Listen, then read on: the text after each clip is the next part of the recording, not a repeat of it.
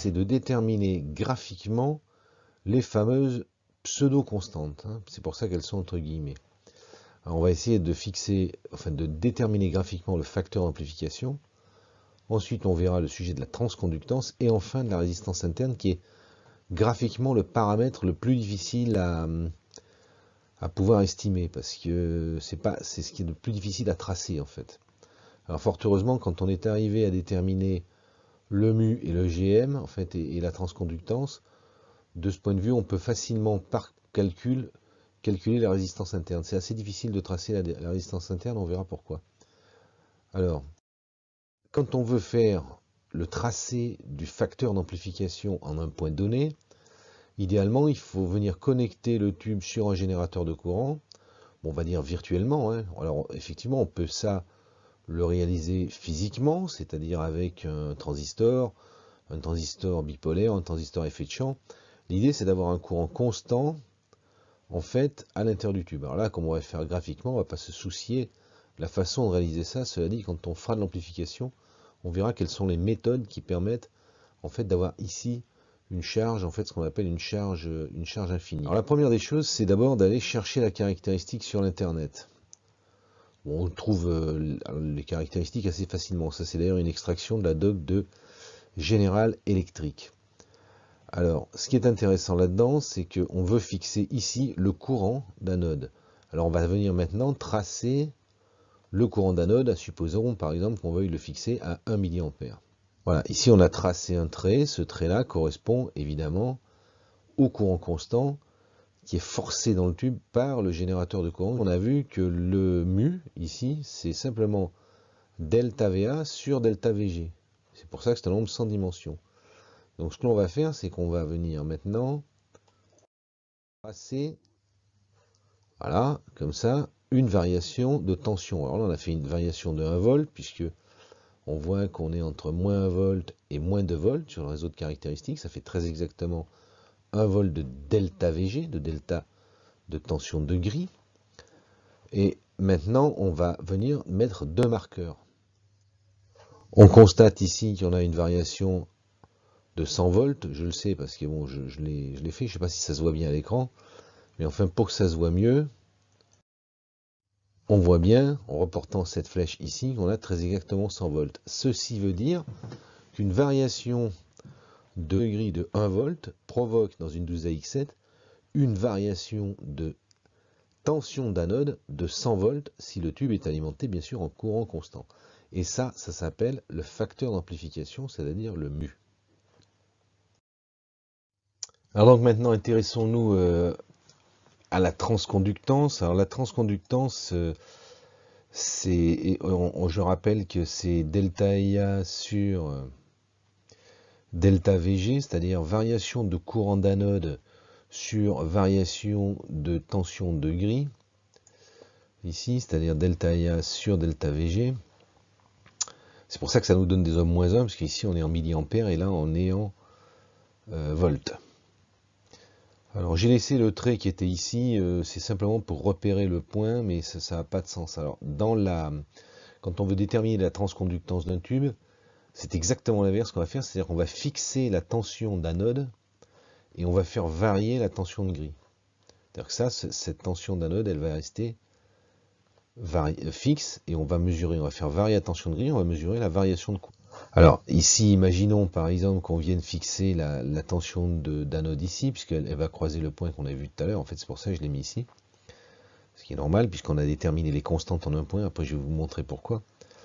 Donc on fixe la tension d'anode. Et là, on va mesurer, on va faire une variation de gris de 1 volt, puisque là, on avait fait une variation de gris ici de 1 volt pour le mu. Là, on fera une variation de 1 volt de la grille.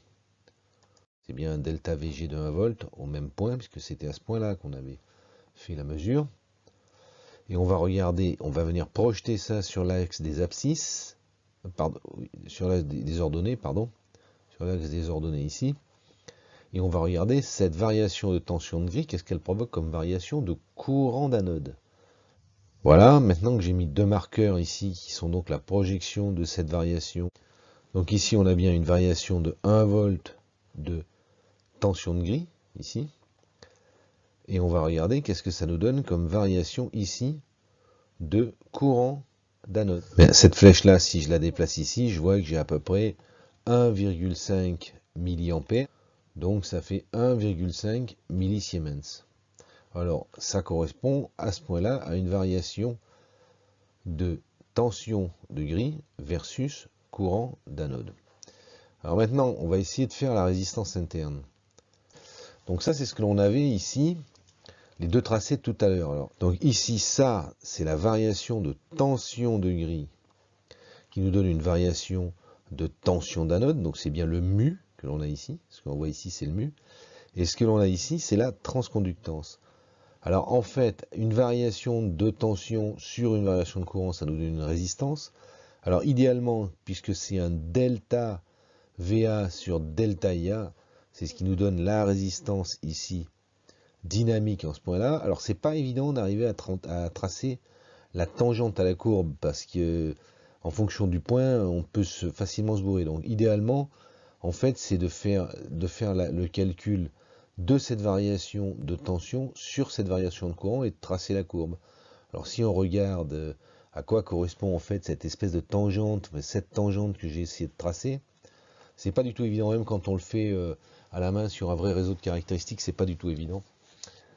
Et en fait, bon, maintenant, cette résistance qui est là à ce point précis, donc c'est la résistance dynamique, si je la replace sur un axe en 0,0, on voit que l'on a une résistance interne assez forte, puisque c'est cette valeur-là.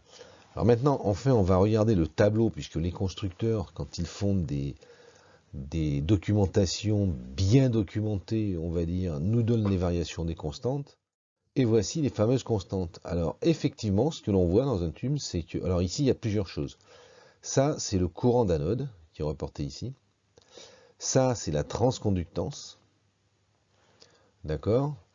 Et ça, c'est la résistance interne d'un côté, et de l'autre côté, le facteur d'amplification. Alors ce que l'on peut constater, c'est que d'abord, le mu, c'est-à-dire le facteur d'amplification, est véritablement constant. La résistance interne descend, plus le tube consomme, c'est-à-dire plus on tire de courant sur le tube, et en revanche, la transconductance, augmente. Donc elles n'ont rien de constant, c'est-à-dire qu'à chaque point où on va venir mesurer sur le tube, on va voir que ces valeurs changent, et changent de manière considérable.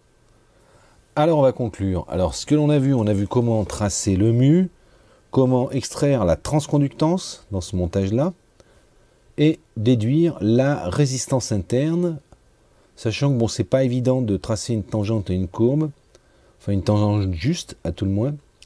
Donc il vaut mieux, une fois qu'on a déterminé le mu et la transconductance, en déduire la résistance interne du tube, puisque comme on peut le voir, c'est une relation assez simple. Il existe une deuxième relation qui est le courant, ici, la tension d'anode, ici, et la tension d'entrée, et qui marche quand on fait des faibles variations de tension sur le tube.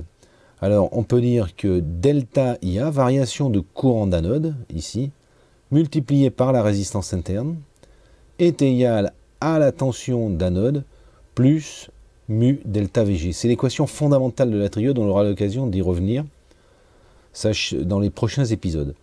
Bon, ben là je pense qu'on a fini pour ce sujet-là. On se retrouve donc pour le tube en mode statique. Salut et à bientôt sur les ondes.